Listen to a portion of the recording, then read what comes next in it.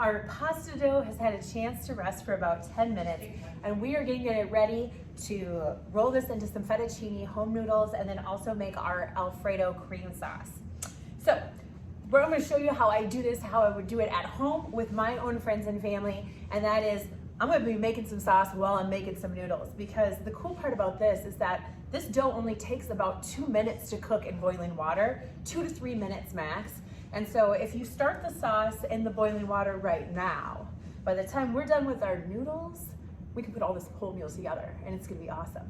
Okay, so first thing I did is I've got a big pot of boiling water over here, salted like the Mediterranean Sea. Now, if you don't know what that tastes like, it's about a tablespoon of salt for every gallon of water, is what I would say is a good kind of salt to water ratio when you're cooking pasta. Remember, we added salt inside of here too, so it's salted in both places. All right, let's kick out this dinner and let's see if we can do it in under 10 minutes, starting now.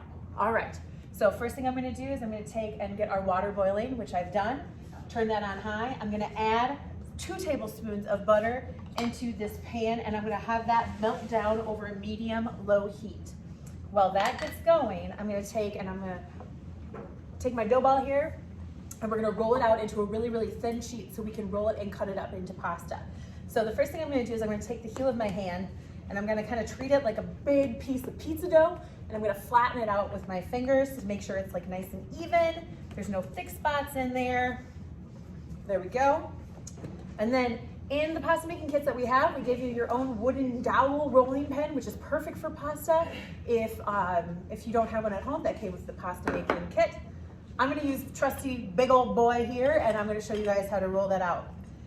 What you don't wanna do is bulldoze it with all of your strength in one direction, because this side will end up thin and this side will end up really, really thick. But what you do want to do is start in the middle and do it with a controlled kind of weight or pressure, and take and turn the dough. And as you do that, the dough will get a little bit bigger. I also kind of press on the dough a little bit, and that helps with making sure that the dough doesn't shrink up on me as I'm rolling it out.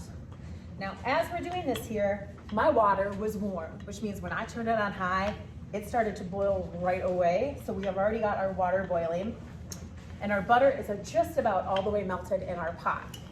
So we're gonna keep rolling this, and we're watching the butter to make sure that it does not brown. You do not wanna have a brown butter, although that's a whole nother sauce, and that's pretty tasty too. So if your butter does start to caramelize and brown in the pan, don't panic, rock with it.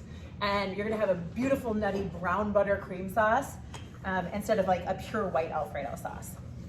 Our goal is to roll this dough out somewhere between a 1/16 of an inch and an 1/8 of an inch. That's really, really thin, you guys.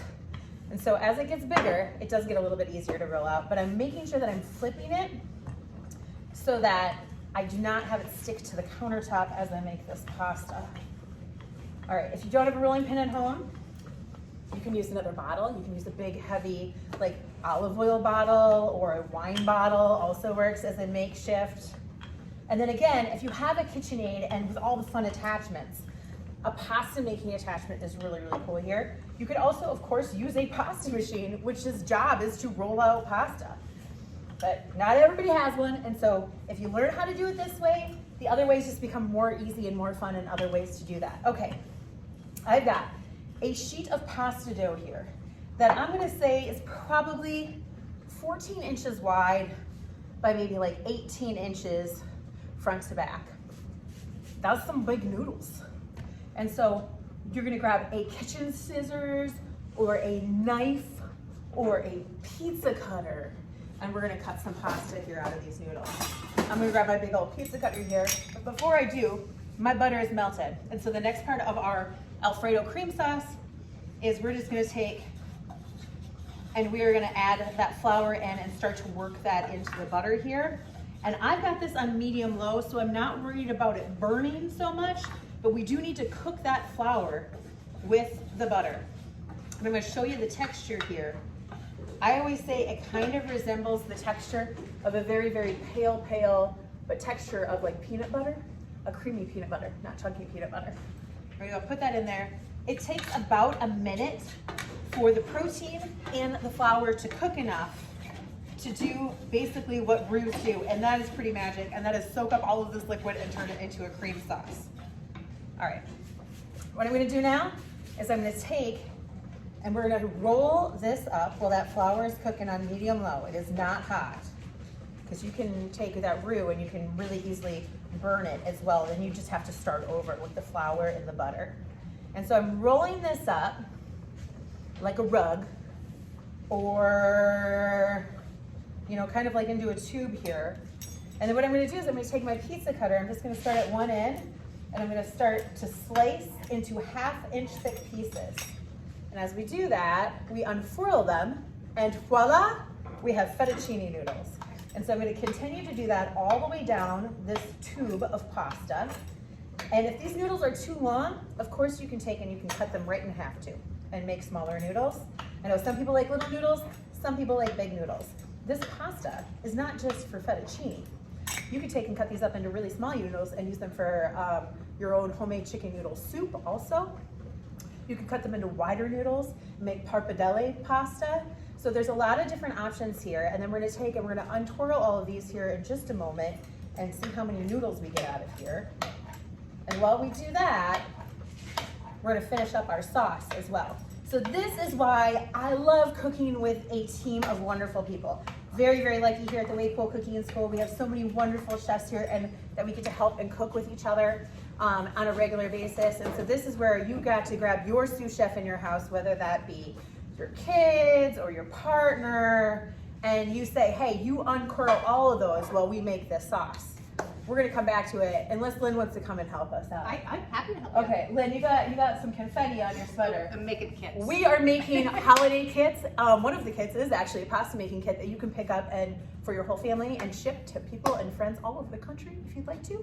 All right, so Lynn, Yep. Can you take and untwirl our noodles? Yes. We got a lot of twirls, and if they get sticky, because some of them are a little sticky here, that's why I got the flour out on the table. Okay. So we can do that and toss them into the flour and All right. cut them into, as we all know, the appropriate sizes for that. All right, our roux, and that's what happens when you take butter and flour and mix it together. It's called a roux, R-O-U-X, and it is the thickener for lots of soups and sauces and stews and things like that.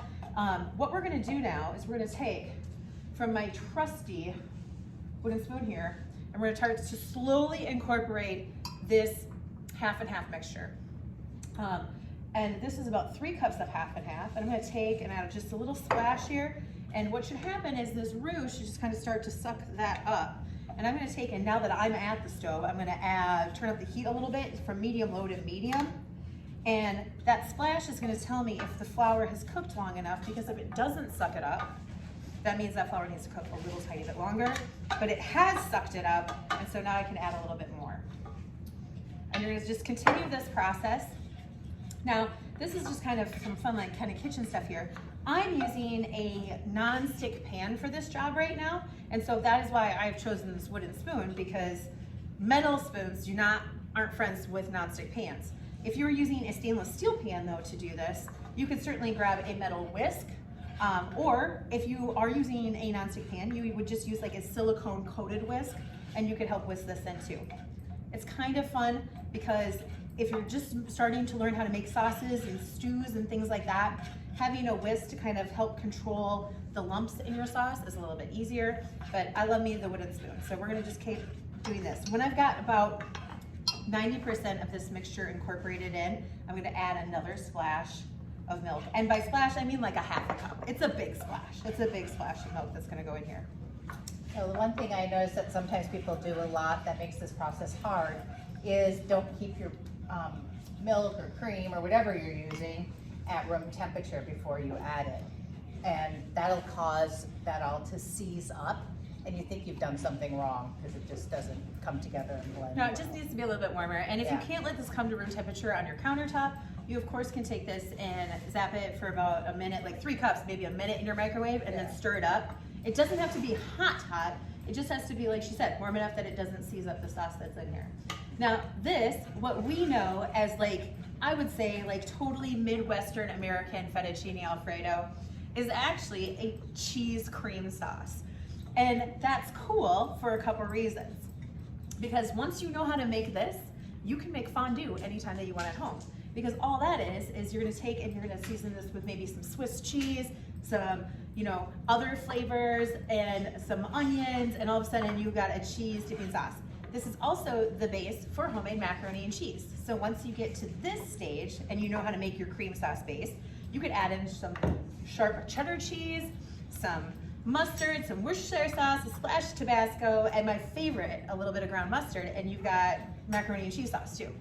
I mean, so many different things that you can make with this. If you like corn chowder or bacon chowder or potato chowder or clam chowder, how many other chowders do you know? Corn chowder? Yeah, you said. I said corn chowder? Potato, bacon. Potato. There's a lot of chowder. Anyway, if you like a cream sauce chowder, that's this too. It just is how much liquid and how much milk or heavy cream that you add into this will change the texture of this. So as I'm working this in a little bit at a time here, we're gonna get to the point where it is a smooth sauce.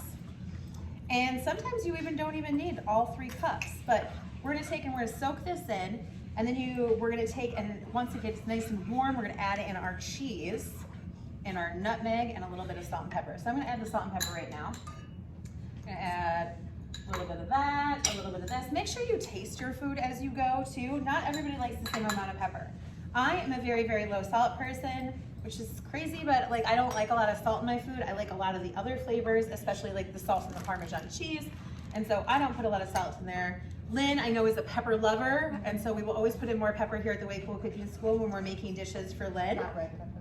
Not red pepper, just black pepper. Just the black pepper. I like the red pepper. So we're gonna do that. All right, and so now when I've got about half of this liquid incorporated, then I'm gonna take, there's no lumps in there, I'm gonna add the rest in. Because I know that sauce is gonna stay nice and smooth for us. We're gonna heat this up to a simmer, which means I'm gonna take it from medium to medium high. And as soon as I start to see some bubbles on the outside part of this, we're gonna take and we're gonna add in that cheese. While that comes to temperature, we are gonna take and we are gonna cook off these noodles. And so we've got our water already boiling. And we're gonna take and we're just gonna add this pasta right into our straining basket of our boiling water and cook off the pasta. So I'm gonna trade spots here with Lynn. She's gonna walk over there. I'm gonna walk over here. And we're gonna add this in there. This does not take very long to heat up, because remember, we've had it on medium all the whole time. So I just started to see some bubbles on the side of this, which tells me that it's simmering and it's warm enough to melt this Parmesan cheese. So we're gonna add our Parmesan cheese in. Ooh, so good. And the second cool part about the roux, besides thickening up that milk, which is just like magic, it also has the ability to melt cheese and not have it be stringy. I know that like the first time I ever made a cheese sauce, I totally forgot about the roux stage. And I'm just sitting there with cheese and it's like pulling out and it's stringy and it's everywhere. And it was like streamers of nacho cheese sauce. And so the roux, learning that technique is so super important to creating a really, really nice sauce. All right, so here we go. Nutmeg goes in. Now, I mentioned we in the Midwest love ourselves a cream sauce, and it's the stuff that comes in jars and everything like that for the Alfredo. Fettuccine Alfredo itself actually has some really, really awesome, humble beginnings. And it's just pasta water and Parmesan cheese, y'all. That's it, maybe some butter. And so this is one technique of doing this, but remember, for every great recipe out in the world, someone has played around with it and found multiple different ways to make it. And so you can take and you can make it this way with the cream sauce. You could take and just take a little bit of pasta water from the pasta that you're making with your homemade pasta, because it's got all that extra starch in it from the little bit of flour that's on there. Mix that with some melted butter and just that Parmesan cheese. And that's a whole nother type of way to make the fettuccine Alfredo. And that's kind of like the beginnings of the fettuccine Alfredo. But you know, when in Rome or Minnesota, you might as well throw some cream in there too. And so we've got our cream sauce here, all flavorful. The cheese is melting. We're gonna let this get a little bit thicker. And then here's the other thing we're gonna do. We're gonna pull that pasta out, and it's not going anywhere but into our cream sauce. We're gonna finish off the pasta and let that cook right inside of that sauce to make it really, really nice and cheesy and delicious. Lynn, are you ready for this last handful? Yeah. Okay, we're gonna throw the last handful in. There we go. We've got some nice thick noodles, some nice thick fettuccine. Yeah, I think, I think you could probably cut it a little thinner if you wanted Yeah, because it does swell up in the water. Yeah, This it is does. important to remember, is that Wow. whatever size you cut it, it'll probably swell 1/3 bigger than that. So if you really like the smaller, thinner noodles, remember to go a little bit smaller than a little bit larger. Oh, I love this big noodle. Now, with cream sauces and stuff like this, and actually a wider noodle is traditionally served with these cream sauces because you're creating a surface area for all that cheese to cling onto. And so that's why fettuccine Alfredo works so well with the wide fettuccine noodle, is because it's got that really broad surface to work with. We also have the opportunity at this point that you could add like some shredded cooked up chicken into this and make a chicken Alfredo. You could add some cooked shrimp into this and do a cooked shrimp as well. Really whole lots of things. Pre-cooked Italian sausage, like some chicken Italian sausage would be really, really good in here too.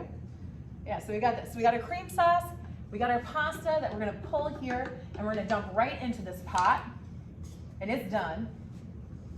So I said we could do the whole thing in under 10 minutes. I think that we are at like 11. So 11 minutes and you can make your homemade Alfredo cream sauce and pasta noodles. This is so great. I can't wait to have this and dunk our garlic knots into this extra sauce that we're gonna have, and then make some cannoli cupcakes for dessert. So next video, garlic knots.